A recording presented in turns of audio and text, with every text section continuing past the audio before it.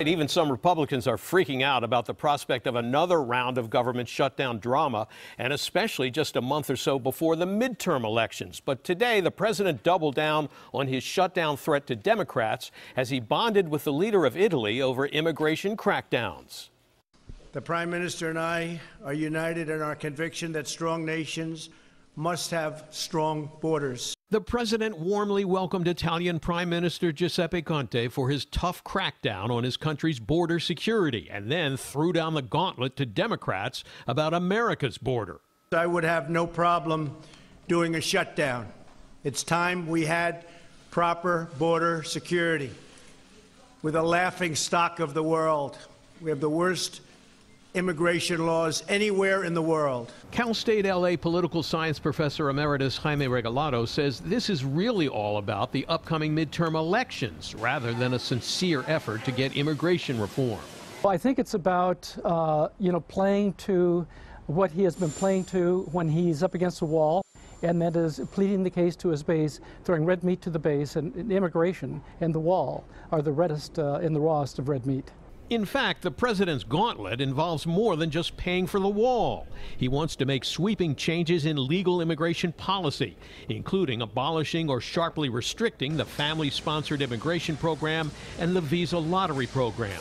And he's willing to shut down the government, he says, to get it. There's been many years, even decades. We have immigration laws, we have border security, we have all sorts of things going on that it's disgraceful. But the price of a government shutdown at the end of September, just slightly more than a month before the midterm elections, could be costly, not only for federal workers, but for the GOP at the polls as well.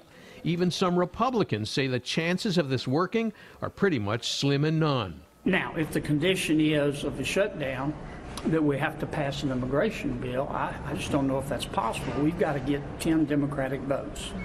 And I'm not going to vote for amnesty. And that's just, you can write that one down and take it home to mama. Pasadena Congresswoman Judy Chu, a Democrat, says the risk factor for the GOP of shutting down the government then could be off the charts. If the Republicans are blamed for the suffering that would be caused by a government shutdown, in reality, it is the Republicans who will suffer because they will lose even more seats. People don't like this kind of suffering, especially when this doesn't have to happen. And Chu says the presidential threat to shut down the government will not intimidate Democrats to vote for the wall funding or a conservative immigration bill.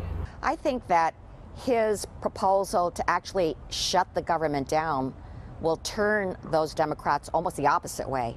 It is so extreme that people will say he's out of his mind. But Professor Regalado warns, don't count President Trump out. He's playing with fire, but he's been playing with fire for more than a year now, and he's tended to come out on top.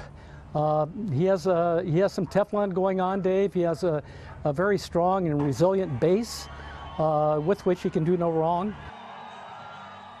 Now, if all of this sounds vaguely familiar, it may be because a confrontation over immigration and spending issues triggered a 3-day government shutdown in January, most of it on a weekend.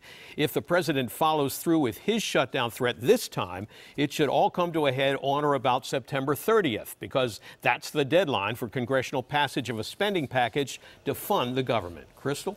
Okay, Dave, and what do the polls show Americans think about Trump's handling of the immigration, and isn't this a tactic we've seen Trump use in the past? Good questions. I was thinking about exactly those issues. The polls show that Americans are divided pretty much along party lines on the president's handling of immigration. But, and this may be behind his sudden shutdown threat, more than 80%, 4 out of every 5 Republicans, according to a recent Reuters poll, approve of how President Trump has handled the immigration issue. And yes, the president has threatened a government shutdown a few times since he became president in January of last year, and usually in an effort to get Democrats to vote for funding his border wall. $25 billion, Juan.